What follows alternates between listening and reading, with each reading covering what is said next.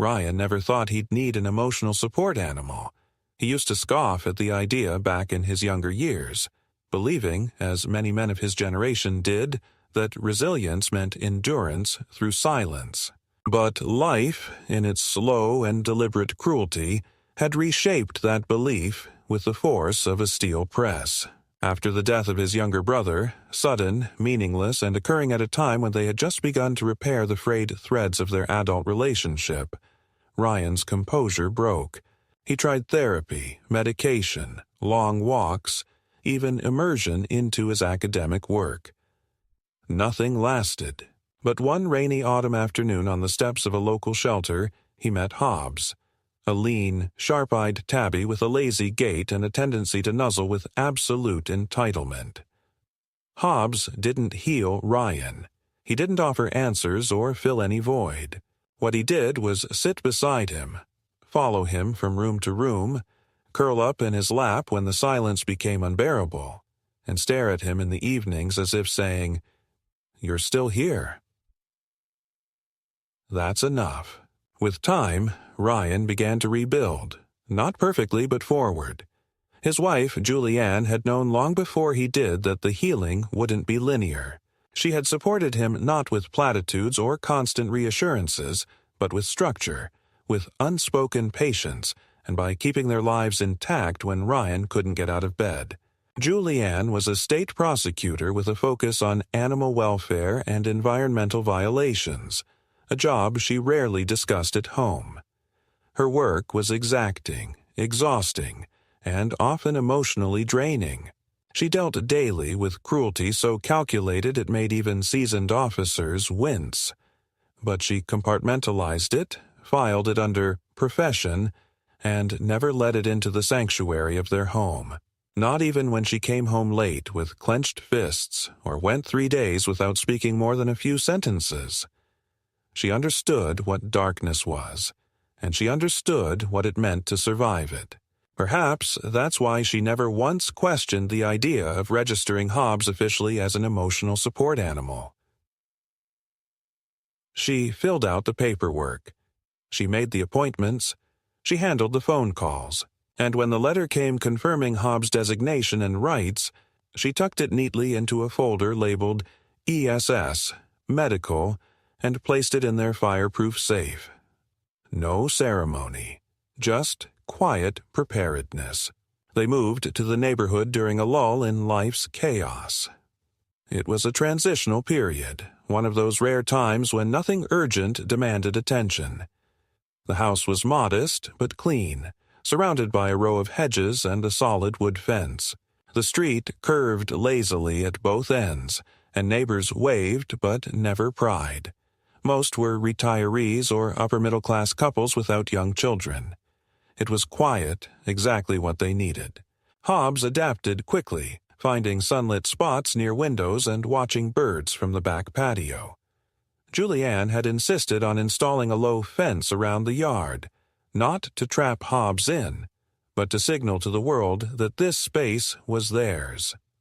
Ryan took morning walks with Hobbs in a specially fitted harness, always looping the same 3 blocks, pausing near a particular cluster of trees where birds gathered. Life, as Ryan now defined it, was manageable, boring, even, safe. That changed the day they met Karen Morton. Karen was in her late 60s with an aggressive smile and eyes that never stopped analyzing. She had the kind of voice that carried across yards even when she wasn't shouting, and a tendency to frame every sentence as if it were part of a neighborhood improvement committee meeting. The first time she approached, she came bearing a clipboard and a small tin of cookies, claiming she was the informal welcome committee. Julianne took the cookies and offered polite conversation. Ryan, used to Julianne navigating social niceties, nodded and listened. Karen asked many questions: where they were from, what they did, whether they intended to install a security system. But the real moment that stood out came when Hobbs padded silently onto the patio and Karen's entire demeanor shifted. Her smile stiffened, her eyes narrowed, and she asked, "Does he stay inside?" Julianne answered with a careful, "Mostly, yes." And Karen replied, "I just don't want him around my feeders. I attract some rare species, you know." It was the kind of sentence that sounded benign but landed like a warning. From that moment on, Ryan paid more attention. He noticed that Karen's yard, pristine and symmetrical, had no visible signs of life. No dogs barking, no laughter, no wind chimes. Just perfectly placed bird feeders and an elaborate camera system facing inward.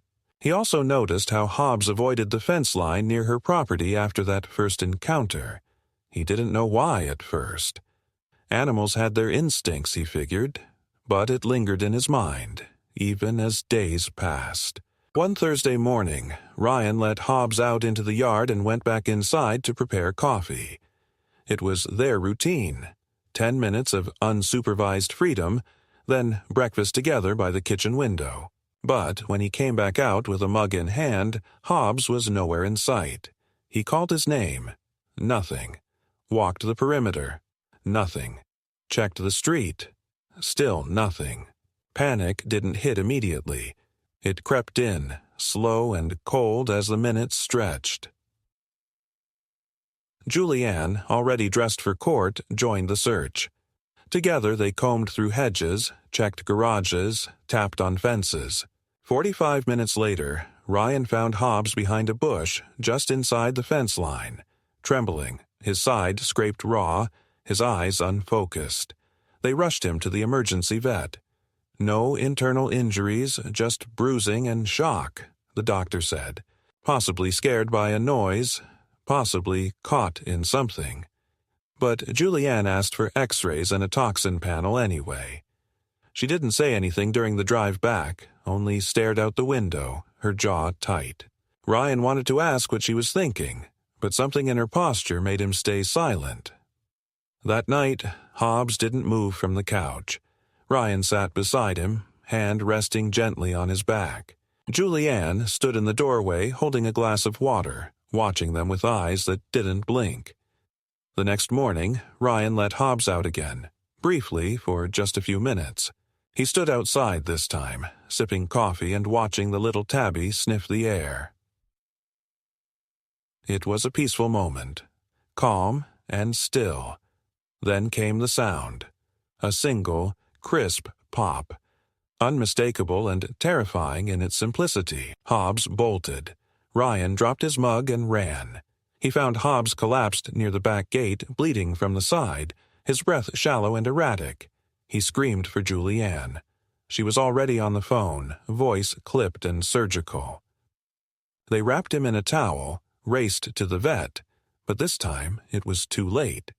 The pellet had pierced a lung. Hobbs died within an hour. The vet filed a report and asked if they wanted an autopsy. Julianne said yes. Then she asked to speak with the vet privately, while Ryan sat outside, stunned. He didn't cry, not at first. He just sat on the bench with blood on his sleeves and a silence so loud it made his teeth hurt. Later that afternoon, they returned home. Julianne was silent.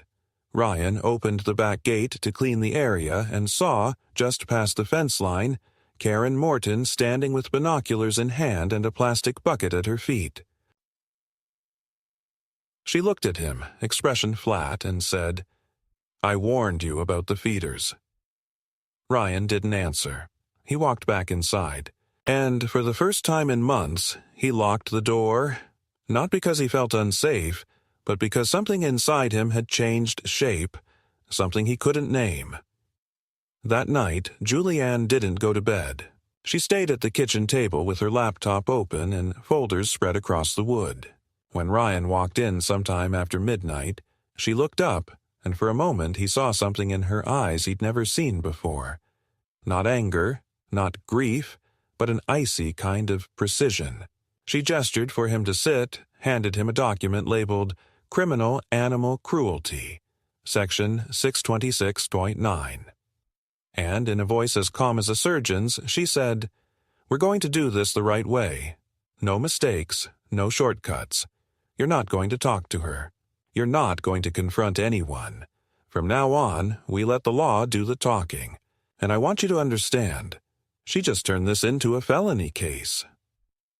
Ryan nodded, unsure of what came next, but certain of one thing. Karen Morton had just declared a quiet war on the wrong household. And this time, they would not back down. The next morning was unusually still, the kind of stillness that makes sound feel like a violation. Julianne had already left for a brief meeting with the district attorney's office, but not before she left a printed checklist on the table. Plain black font, no flourish, photograph the injury site, retrieve vet documentation, email formal request to the Animal Control Division, file witness summary. Ryan stood at the window staring into the yard. The grass still held a faint smear of dried blood, now dark and flaking into the soil like ash. It should have rained, he thought. It should have washed the stain away, but instead the sun was out, and everything was harshly visible. Shadows sharp, colors too saturated, reality too defined to ignore. He sipped cold coffee, already hours old, and watched a single bird land on the top of the fence. It sat there, watching him, before hopping to a feeder that wasn't theirs. That feeder sat just beyond the property line, on Karen Morton's side. He didn't confront her, not directly. That wasn't how Julianne operated, and Ryan, though he burned with the raw heat of morning, respected the structure she'd laid out. Instead, he walked the perimeter again, this time with his phone recording, slowly, methodically capturing every inch of shared fencing, every angle of potential line of sight that could have permitted a shot. There were two places, both small gaps between hedges, where someone standing on Karen's property could have taken the shot through the slats in the wooden fence. It wouldn't have been difficult. Hobbs was small, quiet, trusting. He would have approached the feeder out of curiosity or habit, not knowing what waited behind the shutters of the adjacent porch. Julianne returned just after noon. She had a brown envelope in hand and a calm that Ryan now recognized not as detachment but control, the kind lawyers developed like armor, earned through years of practice and courtroom disappointment. Without removing her coat, she opened the envelope and pulled out 3 documents. "We start here," she said, sliding them across the table. One was the initial complaint, another was a request for formal investigation, and the third was a petition for temporary injunctive relief regarding neighborhood wildlife protection, which Ryan didn't understand but signed anyway. She explained as she worked. A case couldn't be built on grief or assumption. It needed form, evidence, dates, and cold narrative. Emotion was admissible only when paired with fact. Karen Morton had fired a projectile weapon across property lines at a domesticated, registered emotional support animal with an identifying tag and medical status, causing its death. That was not an accident. That was not a misunderstanding. That was a prosecutable offense. Over the next 48 hours, the shape of their home changed. Cameras were installed, not in reactionary paranoia, but with quiet purpose. 2 facing the yard, one angled toward the shared fence and another over the driveway. Every installation logged, every wire labeled. Julianne documented it all. Dates, vendors, software logs.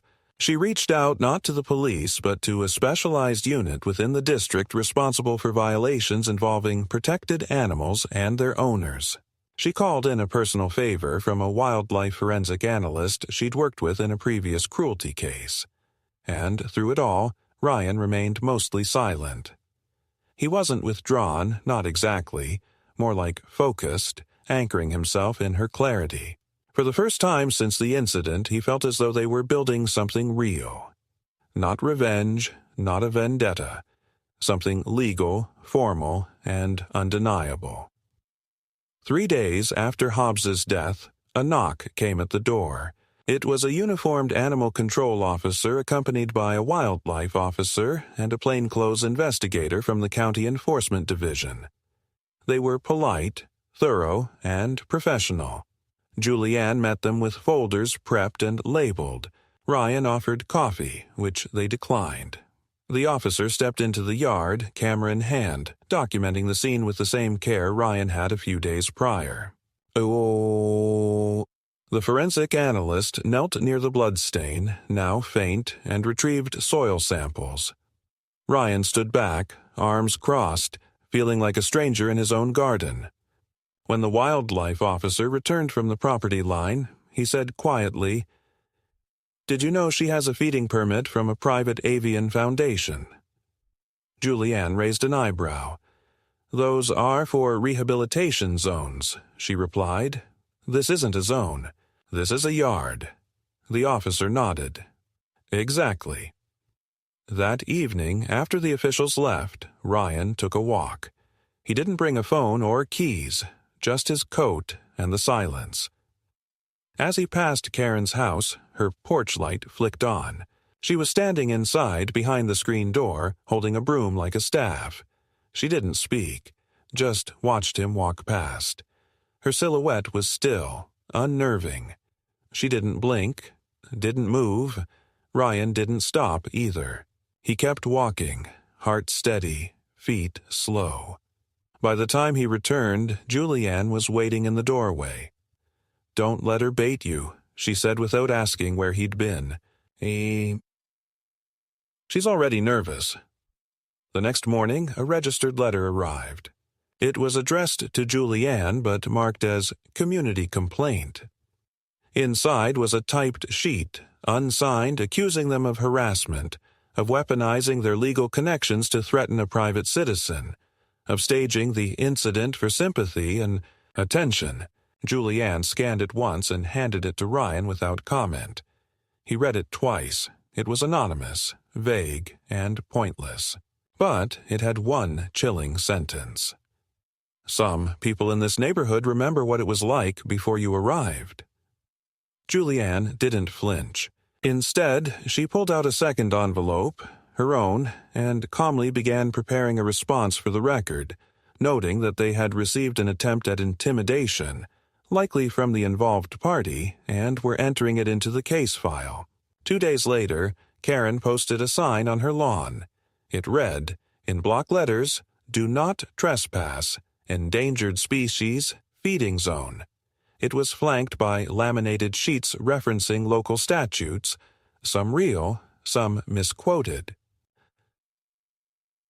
The intent was clear. Obfuscate, confuse, deflect.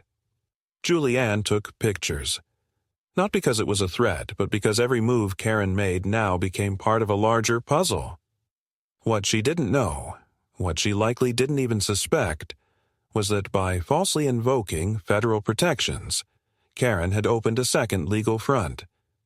Julianne didn't smile, didn't gloat. She simply said, "She's making it easier."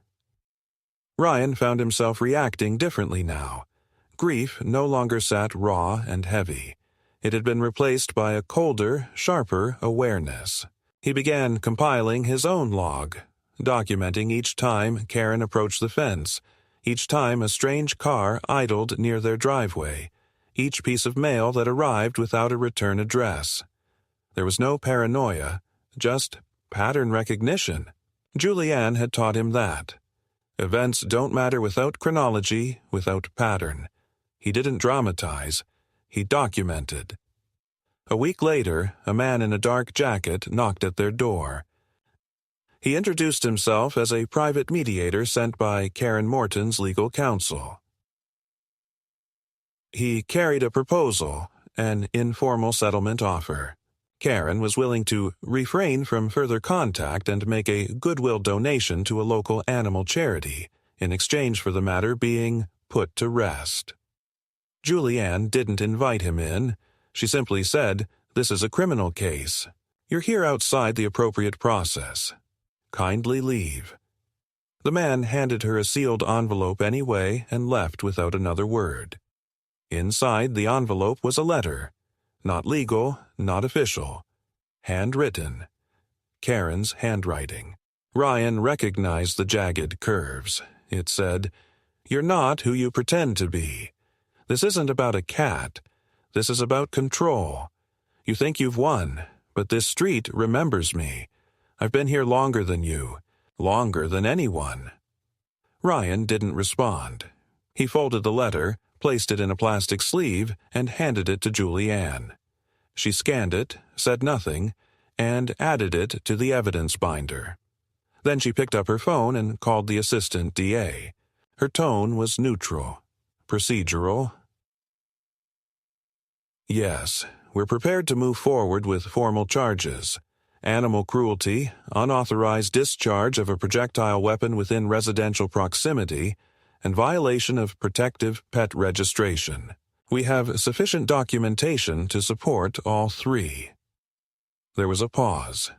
"No, I will not be prosecuting directly. I'm recusing myself.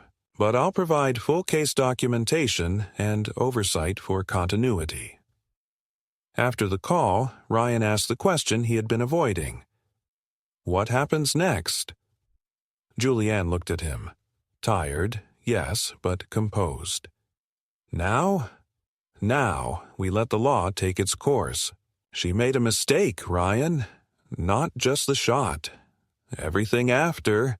And the law doesn't care how long someone's lived here. It only cares what they've done." Outside, the wind picked up. Leaves rustled against the fence. Somewhere, a bird chirped once and fell silent.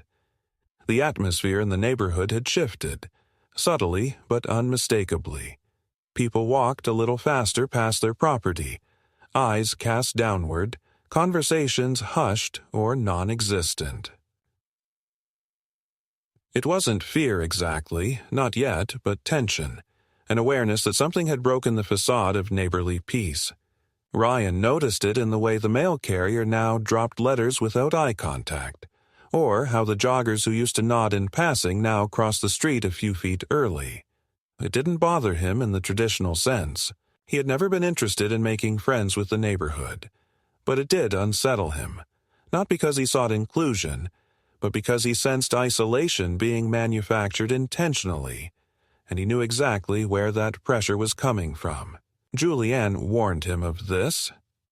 When legal disputes touched residential communities, they rarely stayed clean. People took sides not out of principle but out of proximity, convenience, fear of conflict. And when the accused lived among them, baked cookies for holiday potlucks, and complained about garbage pickup like everyone else, they tended to believe the familiar over the factual. Karen hadn't just gone quiet. She had gone strategic. Within a week of the mediator's visit, she filed a civil complaint alleging that Ryan had intentionally allowed a dangerous animal to roam freely, citing fabricated incidents involving Hobbs that had never occurred. In the complaint, she claimed she had been forced to defend herself and her endangered wildlife habitat from a feral predator.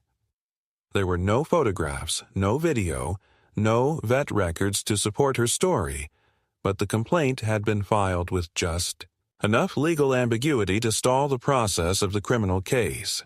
Julianne recognized the maneuver immediately. It was delay by noise, a tactic used often by defense teams when the facts were not in their favor. Still, it worked. The criminal proceedings were paused pending a review of the civil claim. And while Julianne worked with the assistant district attorney's office to sort jurisdictional entanglements, Ryan found himself, for the first time, alone during the day in a house that no longer felt like a refuge. What disturbed him most was the slow drip of indirect hostility. Garbage bins were mysteriously overturned in the night. A delivery was marked as refused by resident and returned, though neither he nor Julianne had ever seen the courier. One morning, he stepped outside to find that their lawn had been sprayed with some kind of foul-smelling liquid. Julianne took samples and had them tested. It was a common raccoon repellent, but used in quantities high enough to kill grass. She filed another report, not because she thought it would lead to immediate action, but because every paper trail mattered. Karen, meanwhile, continued playing the part of the aggrieved. She was seen waving to neighbors, tending to her feeders, placing freshly printed protected species zone signs along her yard's edge. Her behavior was calibrated, provocative, but never enough to constitute a direct violation. Then came the drone. Ryan first noticed it one afternoon while reading near the back patio. A soft, persistent whir, low enough to blend with the sound of wind, but rhythmic, mechanical. He looked up and saw it, small, black, barely larger than a bird, hovering silently just above their fence line. It hovered for less than a minute, then zipped back toward Karen's property. That evening, Julianne retrieved a ladder and inspected the outer edge of the roof. She found a small infrared sensor partially obscured under the eaves, likely used to detect motion or capture heat signatures. She disabled it and bagged it with latex gloves. "She's trying to provoke a reaction," Julianne said. "Don't give her one." The next morning, Ryan filed a report with the FAA regarding unauthorized drone activity near a residential dwelling. The complaint was real, documented, and tied directly to property boundaries. But it also triggered an unexpected consequence. Someone leaked the existence of the complaint. A local resident, possibly sympathetic to Karen, posted a vague comment on a community message board about a neighbor trying to ruin someone's reputation with government complaints. The post didn't name them directly, but it was followed by a flurry of passive-aggressive replies, people reminiscing about the old days of the block, how some folks just don't know how to settle in without drama, how city types bring lawsuits instead of lemonade. Julianne read the thread in silence, then calmly printed every page and added it to her case file. But Ryan felt the pressure differently. He was not a prosecutor. He was not trained to separate emotion from intention. He was a man whose pet had been shot to death in his own yard. And now he was being painted as the aggressor. So when he found a dead robin on their back steps one morning, its neck cleanly snapped, no sign of natural predator behavior, he didn't just feel sadness. He felt hunted. Julianne took the bird, bagged it for autopsy, and sent it to her contact at the wildlife agency. "She's escalating," she said. "This isn't just about deflection anymore. She's creating a narrative. She wants to establish a pattern of dangerous wildlife disturbances, so that when she's eventually charged, she can claim preemptive defense." Ryan stared at the blood on the concrete step and realized this was no longer a neighborhood dispute. It was a psychological siege. Still, they followed protocol. No yelling, no confrontation. Every incident logged, filed, verified. Every step legal. Julianne began drafting affidavits from neighbors, quiet ones, those who hadn't publicly taken sides but had seen things. One couple recalled Karen yelling at a mailman for wearing cologne, claiming it disrupted her nesting birds. Another remembered her throwing stones at a stray dog near her bushes. Nothing dramatic, nothing actionable on its own, but collectively it painted a picture of obsession, one not rooted in compassion for animals, but in a pathological need for control.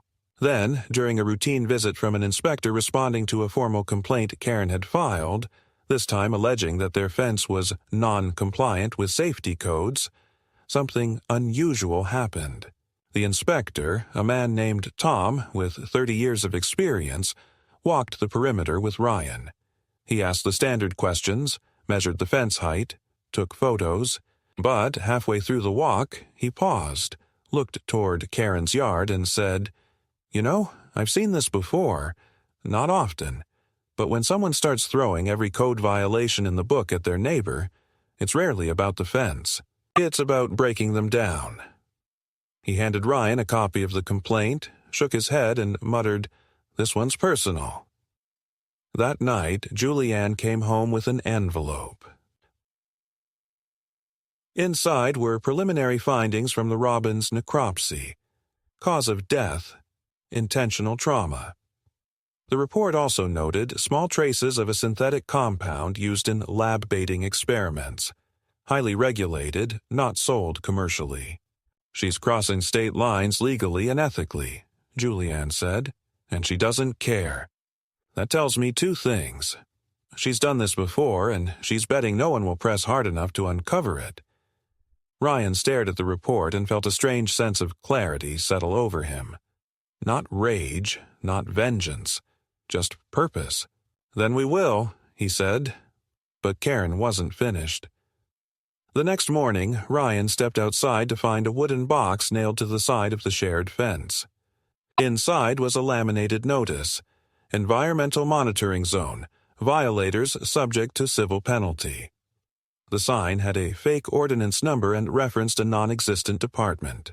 Julianne photographed it, removed the box, and made a call to a contact at the State Environmental Regulatory Agency. Within 48 hours, an official cease and desist letter was issued to Karen for misrepresentation of government authority. It wasn't a huge blow legally, but it was a crack in her armor, and it came from someone other than them, which mattered.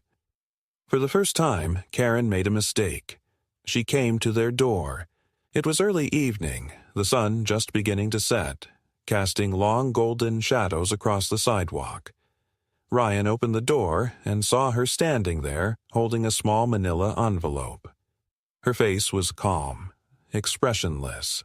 "I thought we could talk," she said. Ryan didn't answer.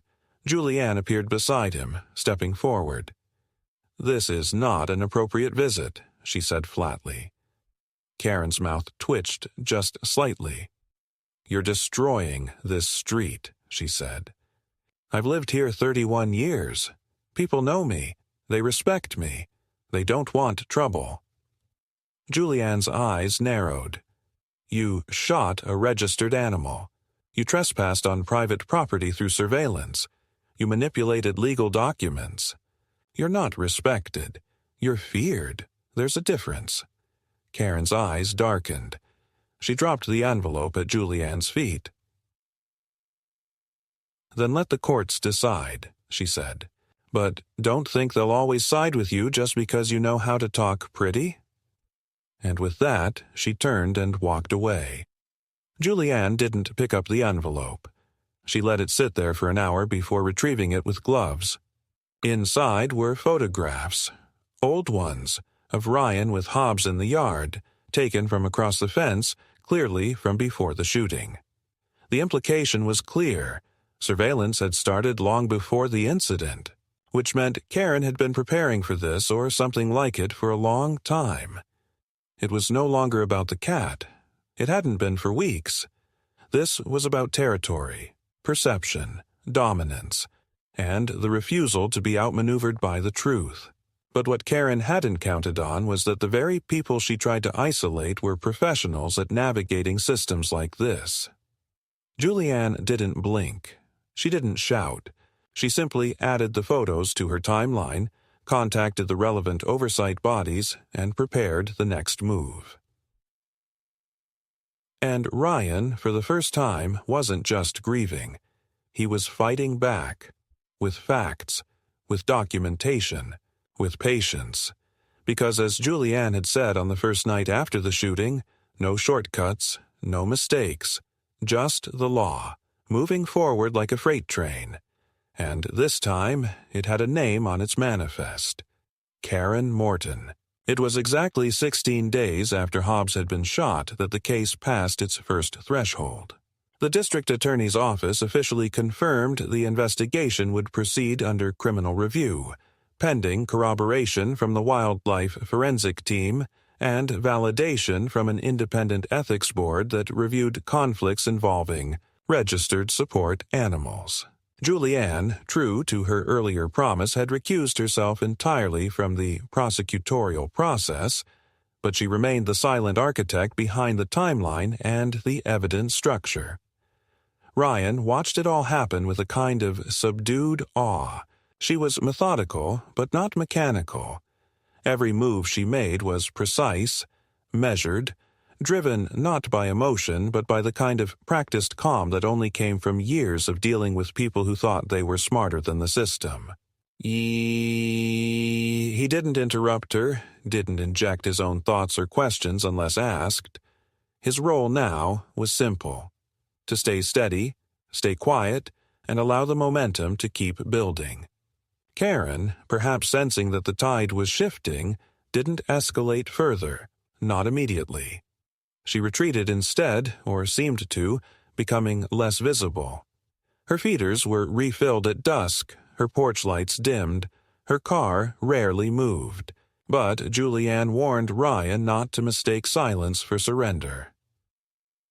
"People like her don't stop," she said one evening while reviewing court precedent on animal cruelty classifications. "They adapt, they wait, they look for leverage. Right now, she's calculating. When she strikes again, it won't be loud, it'll be sharp, and meant to be felt in private." And sure enough, the silence was broken 4 days later by a call from Ryan's university's HR department.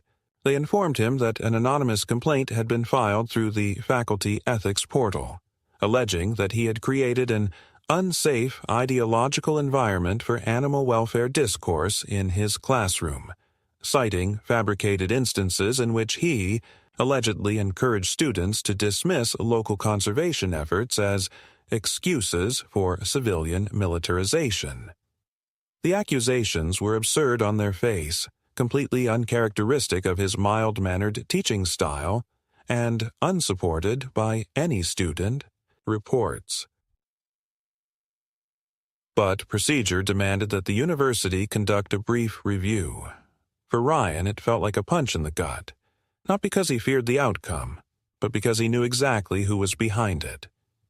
Karen couldn't win legally, so now she was targeting credibility, reputation, identity. Julianne responded with swift precision. She drafted a formal statement for Ryan, helped him submit documented timelines proving he was on administrative leave on the day the alleged classroom incident occurred, and contacted a former student who now worked in university compliance to quietly verify the internal protocols. No favors were asked, only facts confirmed. Within 3 days, the university dismissed the complaint and issued a quiet apology for the inconvenience. But the message had been sent.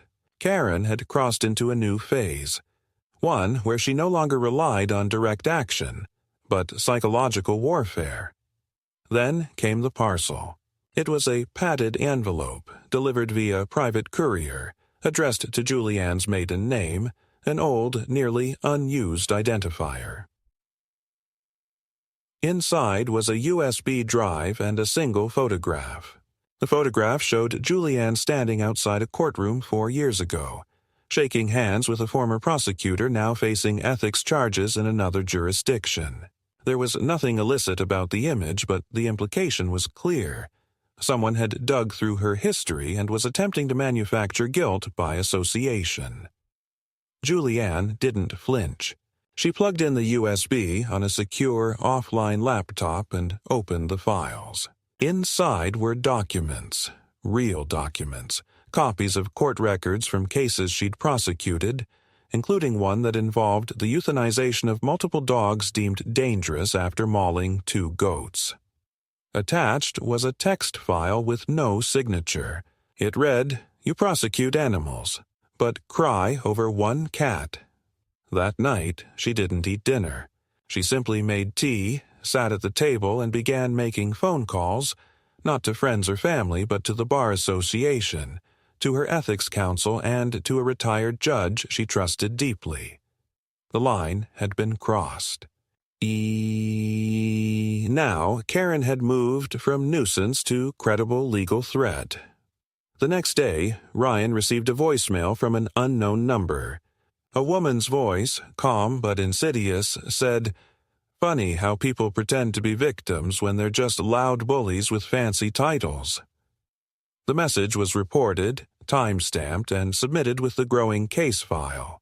Julianne reviewed their home security protocols, reinforced cloud backups, and created a mirrored evidence set stored off-site with a trusted colleague.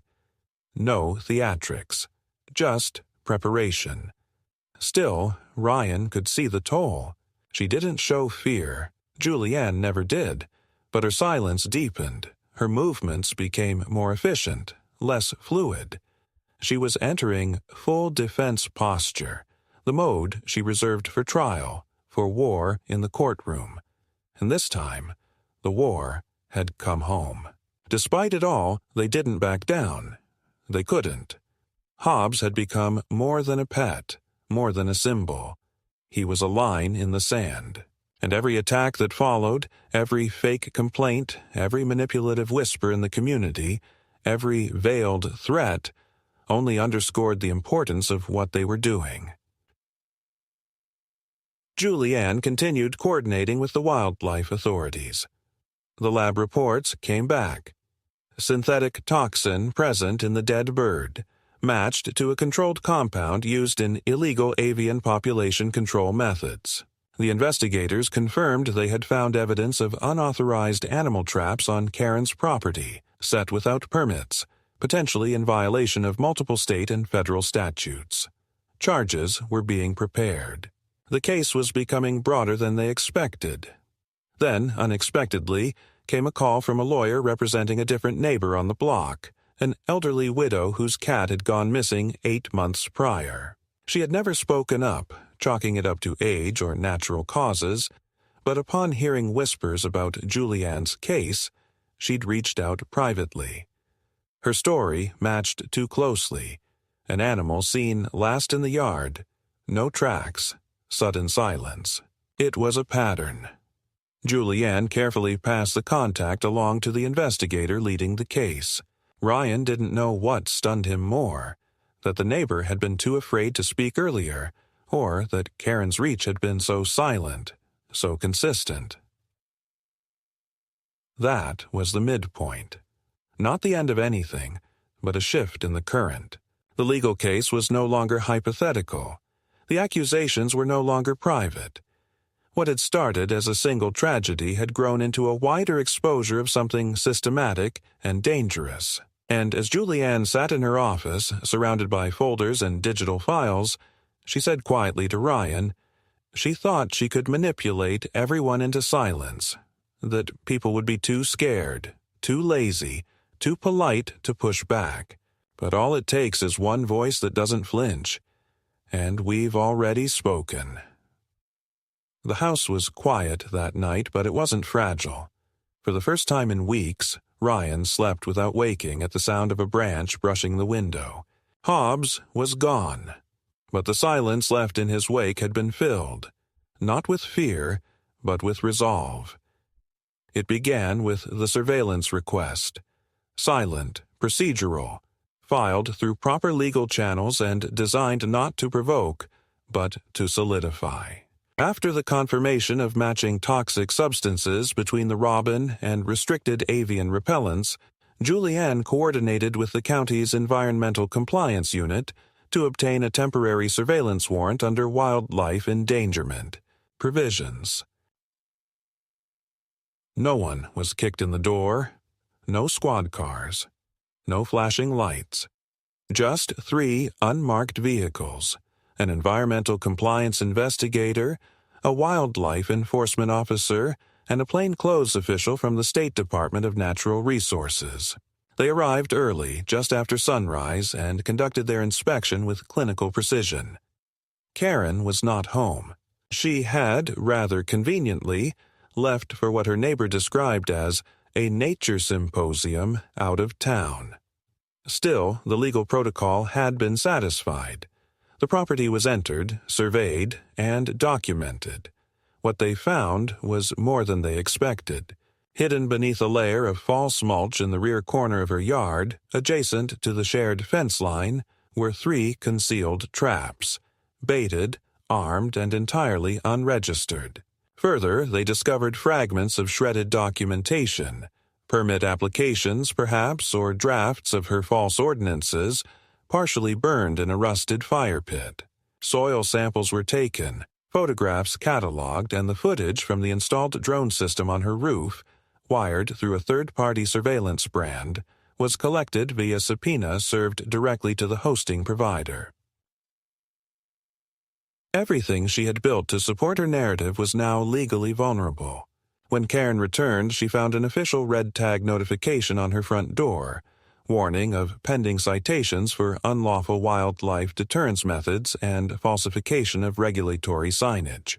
Within 48 hours, her legal counsel filed a preliminary injunction to suppress evidence, claiming the surveillance and property search had been politically motivated retaliation. But by then, the damage was done. A hearing date had been set, and the court approved an order to allow preliminary discovery. The prosecution could now legally question character witnesses and submit the evidence trail, including the recovered documents and devices. This wasn't just about Hobbs anymore. It was expanding into something uglier and deeper, an investigation into a civilian exerting authority through fabricated regulation, violent animal deterrence, and deliberate misinformation to manipulate an entire neighborhood's behavior. Karen, sensing the scope of what was unfolding, retaliated in kind. She filed a formal civil suit against both Julianne and Ryan, accusing them of harassment, professional defamation, and malicious psychological entrapment. The suit read like a manifesto, long, winding, filled with vague claims of mental duress, social shunning, and reputational injury, as if she were the target of a shadow campaign orchestrated by legal elites to crush her for standing her ground. She accused Julianne of abusing her professional access, even though Julianne had not personally touched the case since recusal. She accused Ryan of emotional intimidation through sustained passive-aggressive presence, as though his very existence next door was an act of violence. The language was inflammatory and absurd, but it triggered mandatory mediation under local court rules. It meant they would have to sit in a room with her legal representatives, respond to her claims point by point, and endure the performative gauntlet of faux victimhood. Julianne prepared for it the way she would any deposition, meticulously, unemotionally, with complete control over her tone and her materials. Ryan, however, felt the pressure in his chest like a physical weight. It wasn't the process itself that shook him. It was the principle of having to dignify such lunacy with a response. The idea that they could be dragged through litigation for refusing to allow someone to shoot their pet without consequence. But Julianne reminded him, with calm authority, that the legal system didn't distinguish between absurd and legitimate until both were placed under the same light. That's what due process was. Fairness wasn't about logic, it was about procedure, and procedure, followed with discipline, would expose Karen's house of cards. At the mediation, Karen didn't appear in person. She joined via video call seated in a cold, blank room, flanked by two attorneys. She wore a cardigan and pearls, and spoke in the dulcet tones of a concerned community steward. She claimed she had been emotionally terrorized, that Ryan's presence was a constant reminder of violent grievance, that Julianne had used her prosecutorial history to poison the well of public opinion. She wept. Audibly. But when pressed by the mediator to provide any material evidence of these claims, she faltered.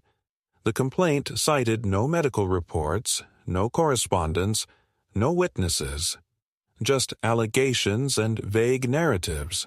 Julianne countered with documentation, timeline of events, camera footage, expert testimony, forensic reports. She didn't raise her voice once.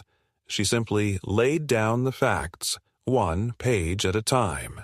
Ryan watched the screen as Karen's face shifted. First tight composure, then visible discomfort, then outright frustration as it became clear that every tactic of emotional derailment was being met with cool indifference. After 3 hours, the mediation ended with no agreement. The case was pushed forward into the litigation phase, which meant depositions, public filings, and, eventually, a courtroom.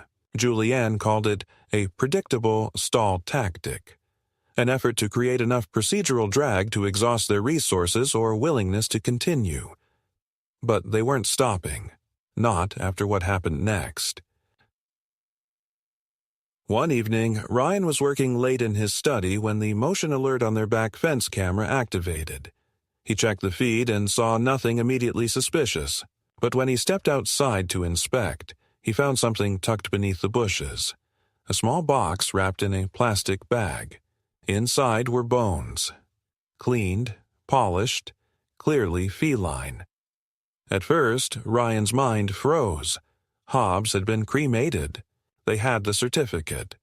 These bones weren't his, but someone had planted them there, carefully, deliberately. Ryan took photos, gloved his hands, sealed the box, and placed it in an evidence envelope. Julianne returned an hour later. She said nothing for a full minute after he showed her. Then, quietly, she said, "That's not just a message. That's bait. She wants you to snap, to lose composure in public. That's how she wins." They reported the incident, submitted the bones for forensic analysis, and updated their security protocols again. Julianne contacted a forensic psychologist to provide an expert statement about pattern behavior in civilian harassment escalation. She also had their attorney file for a restraining order, this time citing both direct and indirect psychological aggression. The judge, reviewing the cumulative file, granted it immediately.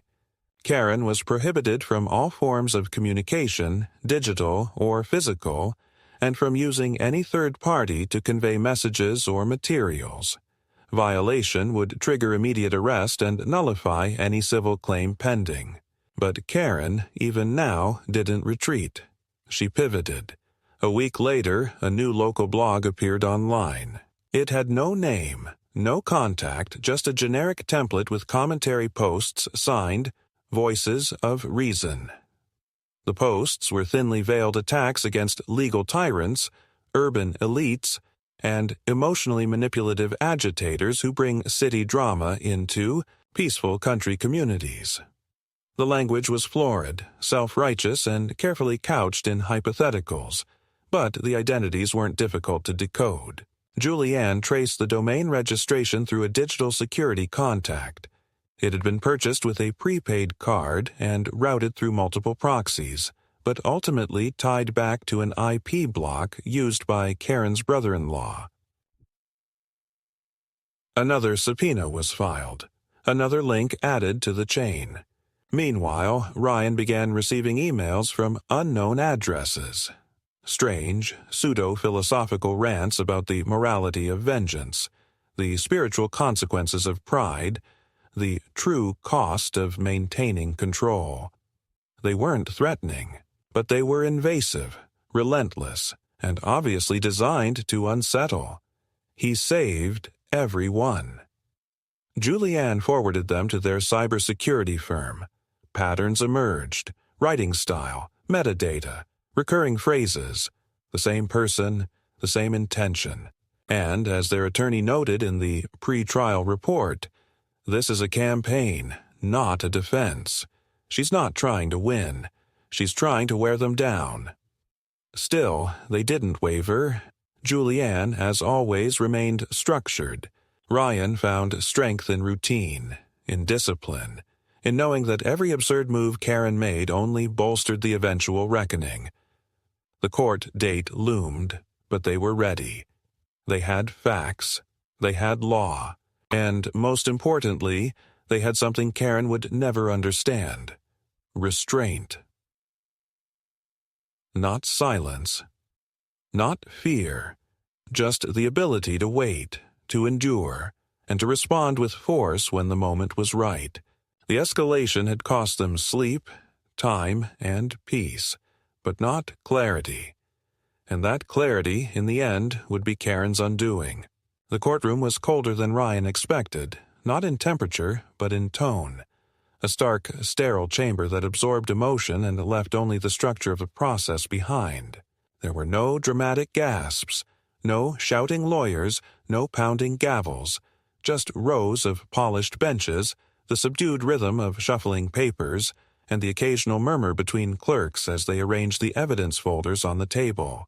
Julianne sat beside their attorney, composed as always, her expression neutral but alert.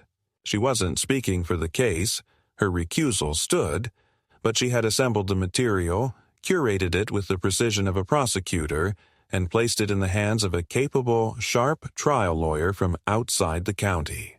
Ryan sat quietly behind them, shoulders stiff, palms flat on his thighs, not because he felt out of place, but because the weight of everything that had led to this point hung over him like a slowly descending scaffold, calibrated not to execute, but to test his ability to remain standing beneath it. Across the aisle, Karen appeared exactly as she had during the video mediation, composed, made up, and costumed in neutrality. Her attorney, a well-rehearsed man with a background in civil defense, projected concern and restraint, as though representing a local librarian wrongly accused of tax evasion. But the facade began to crack within the first hour. The prosecution opened methodically. There were no theatrics, no sweeping narratives, just a timeline, beginning with the registration of Hobbs as an emotional support animal, the documented neighborhood interactions, and the official veterinary reports verifying the cause of death and the trajectory of the pellet retrieved from his body. The wildlife forensic officer testified next, confirming the matching trajectory angles to Karen's property, the height and angle from which the pellet must have been fired, and the total absence of obstructions that would shield Hobbs had he been anywhere else but within direct line of sight to Karen's yard. Then came the environmental compliance agent, describing in calm, irrefutable detail the illegally baited traps, the recovered toxin residues, and the violation of multiple state regulations regarding protected and domesticated animal conflict zones. There were no dramatic revelations, but each testimony added pressure to the same point of impact, like drops of water against the same crack in glass, slowly widening. Karen's defense countered with expected deflections. Her attorney leaned heavily into ambiguity, arguing that no direct footage existed showing Karen with the weapon, that the injury could have been caused by anyone in the vicinity, and that Karen's long-standing role as a neighborhood wildlife protector gave her heightened sensitivity to threats against fragile bird species. He referenced community message boards where neighbors had expressed support for her feeders, and framed Karen's repeated complaints as a reasonable attempt at self-advocacy. But the witnesses told another story. A soft-spoken postal worker described an incident in which Karen shouted at him for walking too close to her bushes. A former neighbor testified that her dog had been injured by a similar trap on Karen's property years ago, but she'd moved before following up. The forensic psychologist explained with professional detachment the pattern of obsessive environmental control, how it often disguised itself in language of protection, but escalated into aggressive territorial behavior when met with resistance. By the time the prosecution rested, the foundation of Karen's defense had shifted from weak to unstable. Then Julianne's ethics counsel took the stand, not as part of the direct case, but to testify regarding Julianne's distance from the investigation. Her testimony, supported by formal recusal documentation and internal department memos, dismantled Karen's claim that Julianne had influenced the process. It was presented plainly. Julianne had acted as a citizen, a bereaved animal owner, and a witness, not as a prosecutor. That distinction mattered. It stripped Karen of her favorite narrative, that she was a victim of institutional abuse. Ryan watched the courtroom, watched Karen's hands curl tighter each hour, watched the fake composure harden into visible discomfort as the walls of self-mythology closed in.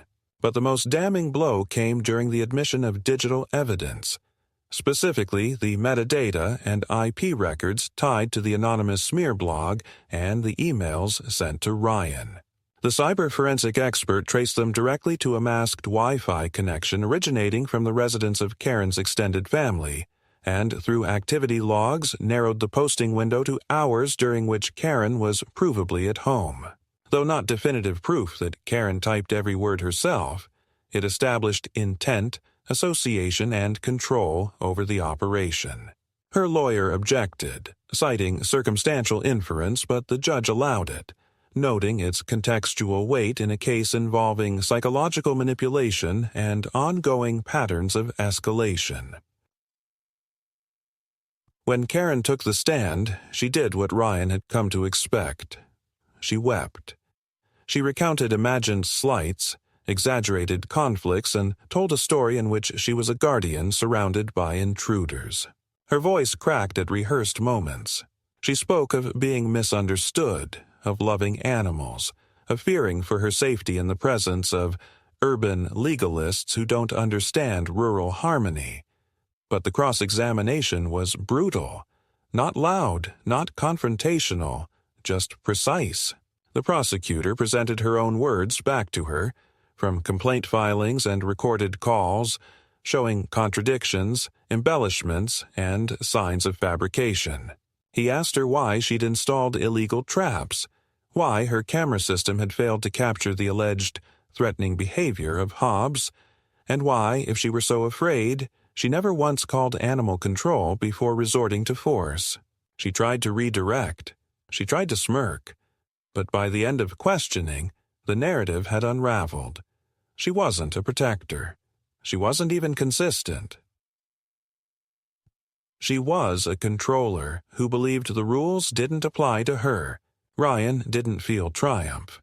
He felt exhausted. The process hadn't restored anything. Hobbs was still gone. The yard still felt like an open wound.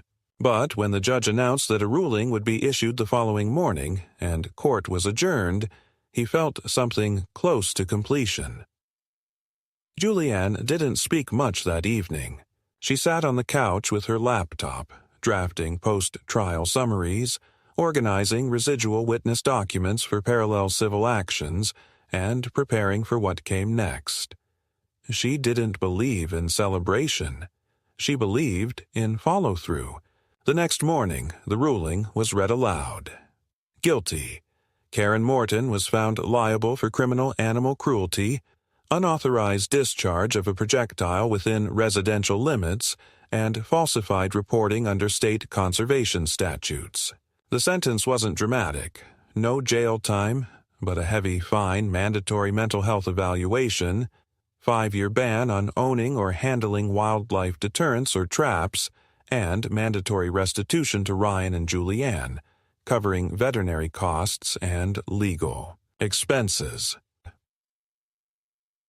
But what mattered more was the final statement from the judge, that Karen's behavior constituted a deliberate pattern of coercive control disguised as ecological concern, and that her misuse of civic processes had endangered both the spirit and safety of her community. That language would matter. It would set precedent. Outside the courthouse, Karen didn't look at them. Her attorney gathered her things quickly, ushered her into a car, and disappeared down the road. Ryan and Julianne didn't linger. They walked back to their own vehicle in silence. No photographers, no applause. Just quiet. Just justice. When they returned home, the yard was unchanged, but the weight in the air had lifted ever so slightly. Ryan opened the back door, stepped outside, and looked toward the fence line. The feeders were gone. The cameras were dismantled. For the first time in weeks, the birds were back, gathering on the power lines, dipping into the trees, unbothered. Julianne joined him a moment later, holding a cup of tea. She didn't speak. She didn't need to. Ryan looked at the yard and whispered, "It's not peace, but it's enough." And for the first time since Hobbs had died, She reached out and took his hand. The weeks that followed the verdict were not triumphant. They were quiet, subdued, and shaped more by absence than victory. Karen's house remained shuttered most days, her car gone from the driveway for long stretches, and her porch, once cluttered with feeders and regulatory signs, now stood bare, stripped of the theater she had cultivated for years. There were no more motion alerts from the fence line, no strange letters, no dead animals planted in the garden. It wasn't peace in the traditional sense. It was a vacuum left behind after prolonged conflict, the kind of silence that doesn't soothe but simply exists, waiting for something new to take its place. Ryan didn't celebrate the win. He maintained his routines, careful and quiet, rebuilding not the sense of safety, but the rhythm of ordinary life. He worked in the garden without looking over his shoulder. He sat on the patio with a book and a mug of tea, and for the first time in a long while, let the sound of birdsong fill the air without wondering if it was a prelude to confrontation. Julianne returned to her office after a short administrative leave, stepping back into her role with surgical efficiency, never referencing the case publicly, but carrying its gravity like a second skin. She didn't frame any of the news articles or mention the ruling to colleagues. What had happened remained compartmentalized, a personal reckoning, not a professional badge. But there was a change in her presence, a stillness more deliberate than before, like someone who had walked into a storm and emerged not shaken, but sharpened. At night, she no longer sat at the kitchen table surrounded by files. She cooked more often, read fiction again, and spent hours in the yard with Ryan, sometimes without speaking, sometimes discussing nothing heavier than which vegetables they might plant next spring. Oh. The house, once filled with unspoken tension and coded alertness, slowly returned to something resembling a home. The neighborhood, for its part, took longer to settle. A few neighbors began to wave again. A box of muffins appeared on their doorstep one morning with no note, just a peace offering from someone too embarrassed to attach their name. Conversations resumed in the most limited forms. A nod at the mailbox, a good morning on the sidewalk. But trust, Ryan understood, would not be rebuilt with a verdict. It would take time, and perhaps it never would for some. But that no longer mattered. He and Julianne hadn't fought for approval. They'd fought for dignity, for safety, for the right to live without being hunted. And that right had been reclaimed, not through vengeance or retaliation, but through patience, process, and the refusal to be intimidated into silence. One evening, as summer began to wane and the air turned dry and cool, Ryan walked into the guest room, the one they had kept untouched since Hobbs died, and opened the small cedar chest where they had placed his collar and support animal documents. He took them out, held them for a moment, and then walked into the yard. Julianne watched him from the kitchen window but didn't interrupt. He knelt in the far corner where the sun lingered longest in the evening and buried the collar beneath a new rose bush he had planted in late spring. No speeches, no tears, just soil, memory, and silence. A marker that wasn't about loss, but legacy. The next day, Julianne filed a motion to dismiss the last remaining civil nuisance suit Karen had failed to formally withdraw. It was a minor administrative task, but symbolic, a final severing of a thread that no longer needed to exist. Karen had quietly moved out of the neighborhood, her house sold under a trust that masked the name of the buyer. Ryan saw the moving truck one morning while watering the hedges. He watched from a distance, expression blank, and then simply turned off the hose and walked inside. He told Julianne over dinner, and she only nodded. Neither of them speculated about where Karen had gone. It didn't matter.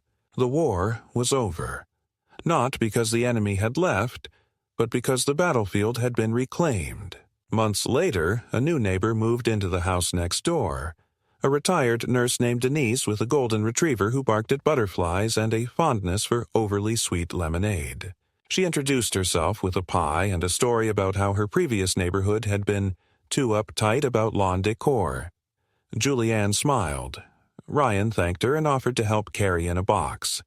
No mention was made of what had come before. No shadows cast. Just a clean beginning. That night, Julianne and Ryan sat outside as the sun dipped below the trees. The yard was still. The rosebush had started to bloom, small and crimson and defiant against the darker soil. Ryan leaned back in his chair and listened to the wind rustling the leaves. Julianne placed a hand over his and said quietly, "He'd have liked this." Ryan nodded, and for the first time in a long, long time, he believed her.